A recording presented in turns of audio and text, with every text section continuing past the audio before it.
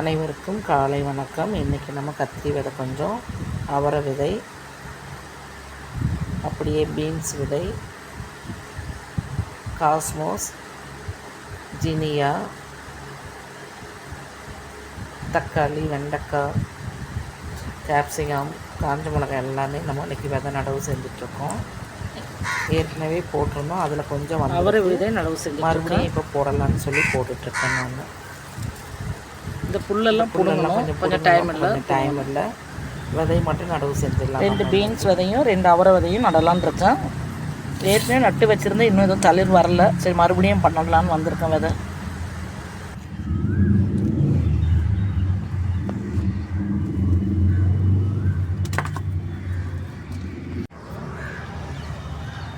அவரை விதை இதுலேயே நடவு செய்யலான் இருக்கேன். நடவு செஞ்சிட்ருக்கேன்.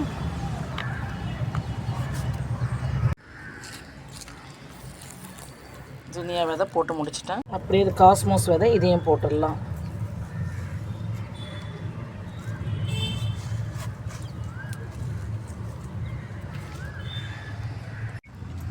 அப்படியே கத்திரி விதை.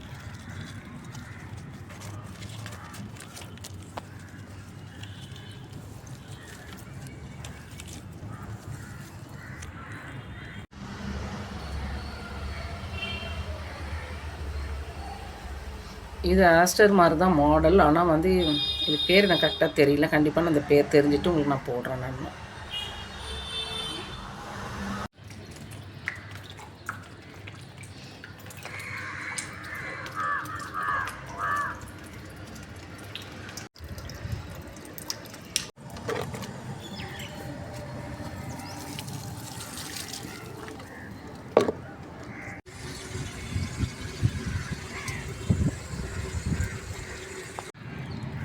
இன்றைய பூக்கள்லாம் அப்படியே கொஞ்சம் கொஞ்சம் பறிச்சிடலாம். நம்ம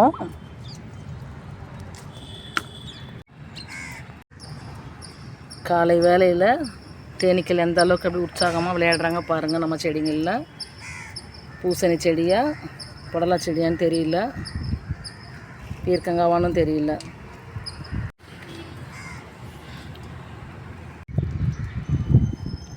அதுலேயும் பூக்கள் எது நல்லா கொடுக்குறாங்களோ அதில் தான் மாவு பூச்சியும் அதிகமாக வராங்க. மற்றதில் கூட அவ்வளோ இல்லை.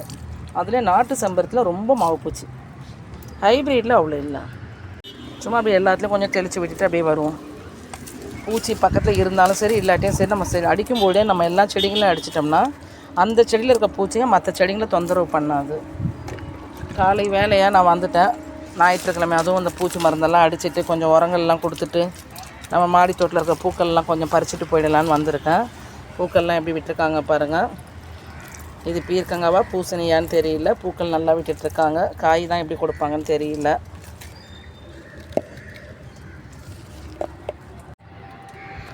நம்முடைய கத்திரி செடியெல்லாம் வந்து கொஞ்சம் பூச்சி மருந்து தெளிச்சிடலாம்.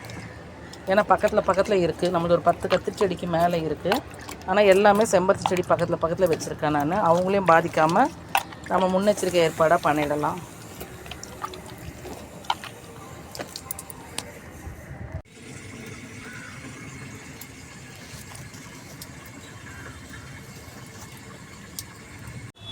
நம்ம நீர் உரங்களும் அடியில் கொடுத்துட்டு மேலே வந்து பூச்சி விரட்டியும் இன்றைக்கி கொடுக்கலான்னு சொல்லி எல்லாம் பண்ணிகிட்ருக்கேன். இது பூச்சி விரட்டி ஃபஸ்ட்டு பண்ணிகிட்ருக்கேன். அடியில் வந்து நம்ம புளிக்க வச்ச எல்லா வெஜிடபிள்ஸு, மோர், அரிசி கொள்ளின தண்ணி எல்லாமே ஒரு 15 நாள் நாட்டு சர்க்கரை எல்லாம் மிக்ஸ் பண்ணி ஊற வச்சுருந்தேன். அதையும் வந்து இன்றைக்கி அடி உரங்களாக கொடுத்துட்ருக்கோம். மேல் உரமாக பூச்சி விரட்டி கொடுத்துட்ருக்கேன்.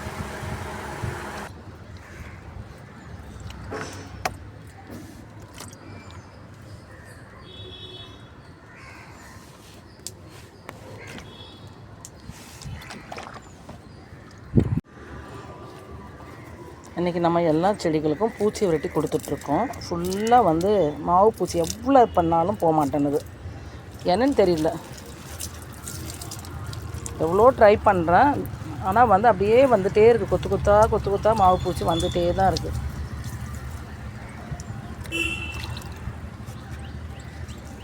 எல்லா செடிங்களும் இல்லை, சில செடிகள் நம்ம கொடுக்குற உரங்கள்லேயே கண்ட்ரோல் ஆகிடுது. ஆனால் இது வந்து நான் நர்சரியில் போய் வாங்கிட்டு வந்தேன்.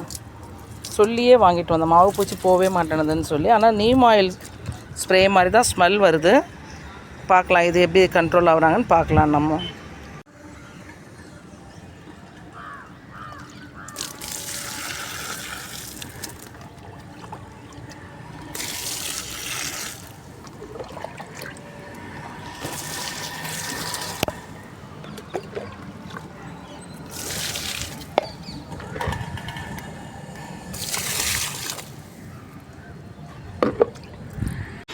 அழகுக்கு மறுபெயர் இந்த பூ தான் போல இருக்குது. அவ்வளோ ஒரு அழகாக இருக்குது. காயவும் மாட்டேனது. பூத்தாங்கன்னா ஒரு 15 நாள்லேருந்து 1 மாதம் வரைக்கும் இருக்குது. இந்த குட்டி பையன் எப்போவுமே நான் வீடியோ போடும்பொழுது எப்போவுமே தொந்தரவு பண்ணுறது இவனுக்கு வேலை. தேங்க்யூ ஆல், சப்போர்ட் பண்ணுங்கள். இது ரோஸ் செடி. இது வாங்கும்பொழுது பன்னீர் ரோஸ்ன்னு கொடுத்தாங்க. ஆனால் அப்போவுமே வந்து இது பெங்களூர் பன்னீர் ரோஸ் மாதிரி இருந்தது. ஆனால் பூக்கள் நல்லா இருந்தது. இதெல்லாம் பூக்கள் கொஞ்சம் விரிஞ்சு இருந்த மாதிரி இருக்குது. நெக்ஸ்ட்டு நம்ம மலரும் பொழுது பார்க்கணும். இதுதான் ஃபஸ்ட்டு இப்போ இந்த செடி வாங்கி